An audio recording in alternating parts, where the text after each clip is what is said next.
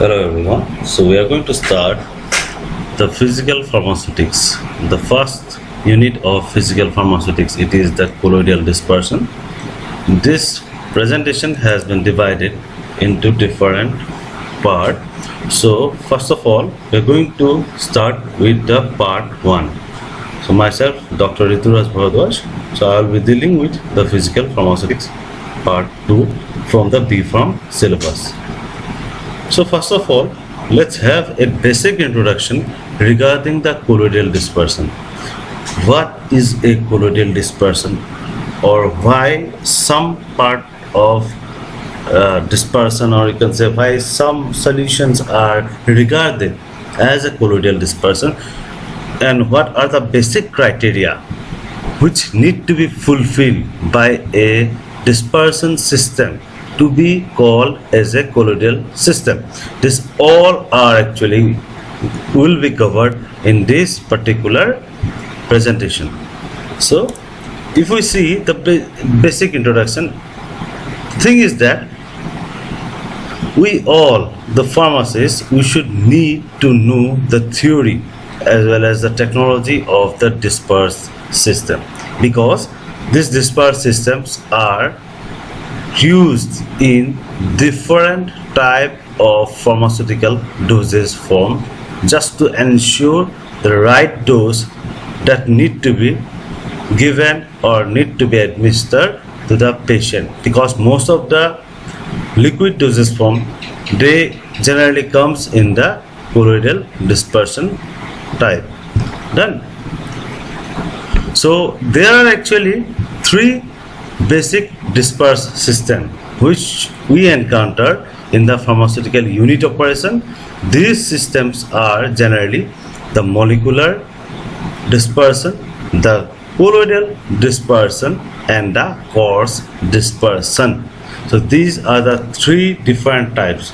I repeat, the molecular dispersion, the colloidal dispersion, and the coarse dispersion. So molecular dispersions are what?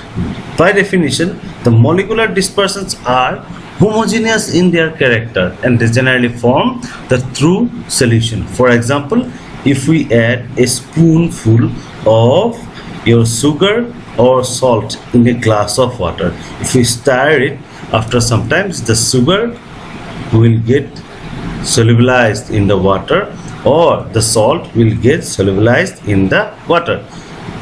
Means after some time we cannot find the particles of the salt or the sugar in the glass of water.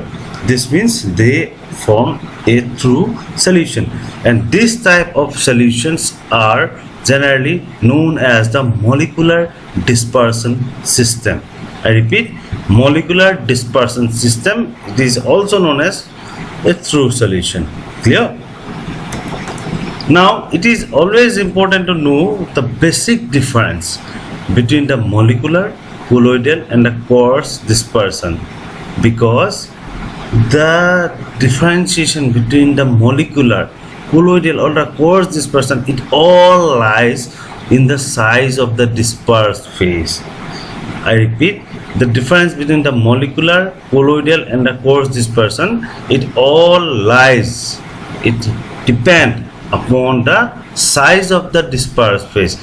Now I hope you know that there are two phases in a system.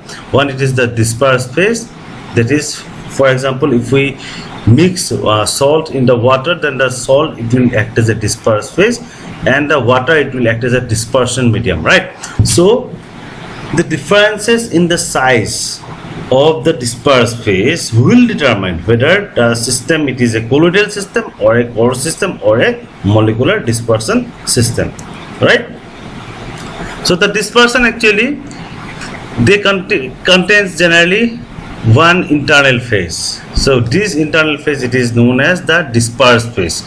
Now this internal phase or the dispersed phase, it is dispersed over the dispersion medium.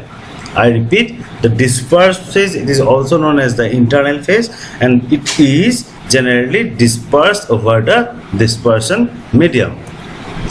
Now sometimes putting the system into one of the three category, it is very tricky, as because the size matter. If we increase the size, it will move from the colloidal dispersion to a coarse dispersion. If we decrease the size, it will come from a colloidal dispersion to a molecular dispersion. The best way to understand this, let's take the example of a complex dispersion system which is present in our body itself, that is the blood, right?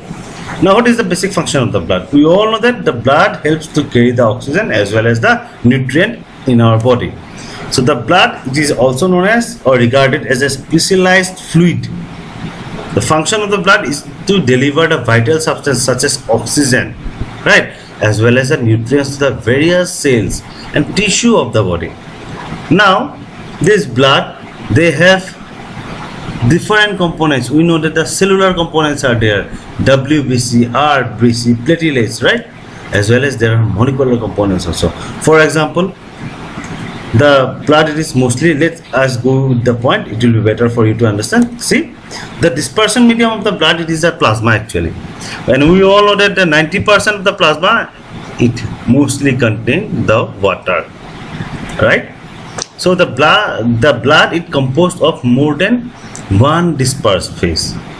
The blood have more than one dispersed phase. The dispersion medium of the blood, it is the plasma. I repeat, the dispersion medium of the blood, it is the plasma, and the blood have more than one dispersed phase.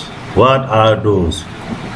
First of all, the nutrients such as peptides, protein, glucose, right? This all get solubilized in the plasma. We all know that we can't see the blood glucose via the naked eyes, nor even under the microscope. So the nutrients like peptides, proteins, glucose, they are generally dissolved in the plasma. Thus, they form the molecular dispersion or a true solution in the blood dispersed system. Done. Oxygen, it is carried by the cells, right?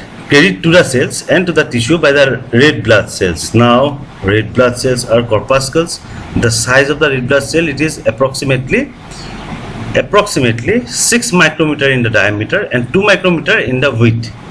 And these red blood cell, which are floating or which are mixed with the plasma, this red blood cell along with the plasma, as you can see the red blood cell, these are bigger in size.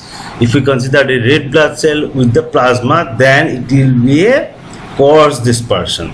If we consider the peptides, protein and glucose with the plasma, it will be a true solutions or a molecular dispersion. Clear? Now, the white blood cells such as the leukocytes, right, as well as the platelets, they are other major cells which are carried by the blood.